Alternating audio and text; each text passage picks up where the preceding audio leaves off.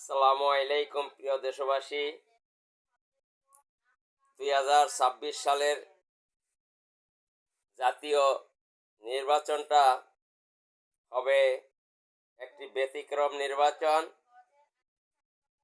বাংলাদেশের ইতিহাসে 1971 সালের পর থেকে এখন চলতেছে 2025 সাল।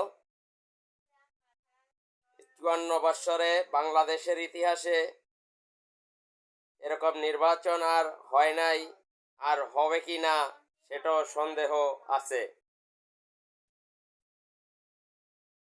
আমার 1971 সালে জন্ম হয় নাই, আমার নয় শুধু অনেকেরই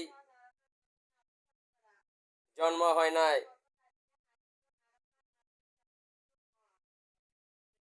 1971 সালের পর থেকে 2025 সাল পর্যন্ত এই বাংলাদেশ যারাই শাসন করেছে তারা শাসনের নামে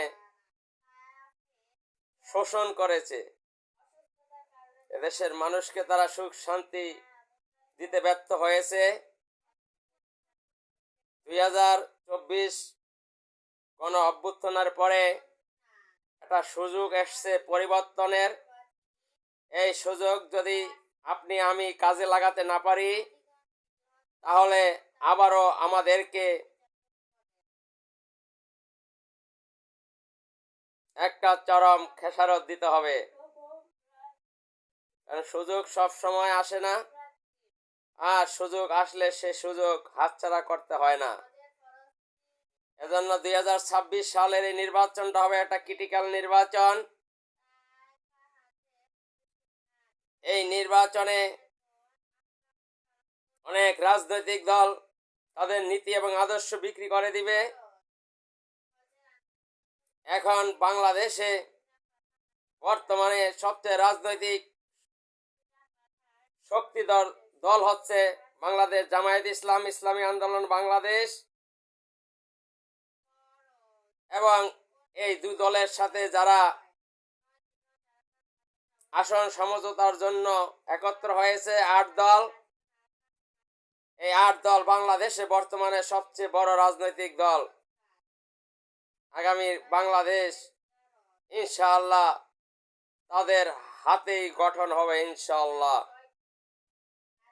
এজন্য বিভিন্ন দল বিভিন্ন জোট করতেছে। এনসিপি, এবি পার্টি, রাষ্ট্র সংস্কার আন্দোলন, এই 3টি দল মিলে একটি রাজনৈতিক জোট করেছে, ইতিমধ্যে ঘোষণাও করেছে। অন্যদিকে ব্যারিস্টার আনিসুল মঞ্জুর নেতৃত্বে নতুন জোটের আত্মপ্রকাশ ঘটেছে। এখানে 18টি দল মিলে তারা জোট করেছে। 18টি দলের ভিতরে 6টি নিবন্ধিত দল, 12টি অনিবন্ধিত দল। এই 18 দলের সাথে আওয়ামী লীগের সাথে একটা মিল রয়েছে, কারণ আওয়ামী লীগ 18 দল করেছিল।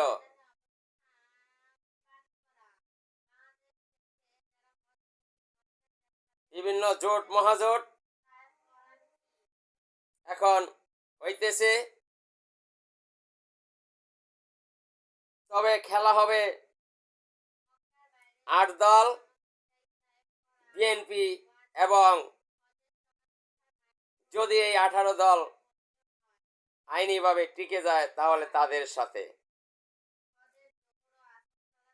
আর ওই যে এনসিপি, এবি পার্টি, রাষ্ট্র সংস্কার বাংলাদেশ, আমার মনে হয় তারা একটি আসনও পাবে না এবং তাদের সাথে কোনো প্রতিদ্বন্দ্বিতা হবে না। আরেকটি দল হচ্ছে গণ অধিকার পরিষদ জনাব নুরুল হক নূরের সাথে বিএনপির সাথে দর কষাকষি চলছে। জনাব নূর কুমিল্লার একটি সমাবেশ থেকে ঘোষণা দিয়েছে 2-4টা আসনের বিনিময়ে আমরা কারো সাথে জোটে যাব না। যদি সম্মানসূচক আসন দেওয়া হয় তাহলে জোট হতে পারে। শেষমেশ মনে হয় নূর বিএনপির সাথে যাওয়ার সম্ভাবনা রয়েছে। এজন্য প্রিয় দেশবাসী, আপনারা এখনই সচেতন হন। আপনারা সচেতন হলেই এই দেশের মঙ্গল হবে, ইসলাম দেশ ও মানবতার কল্যাণ হবে।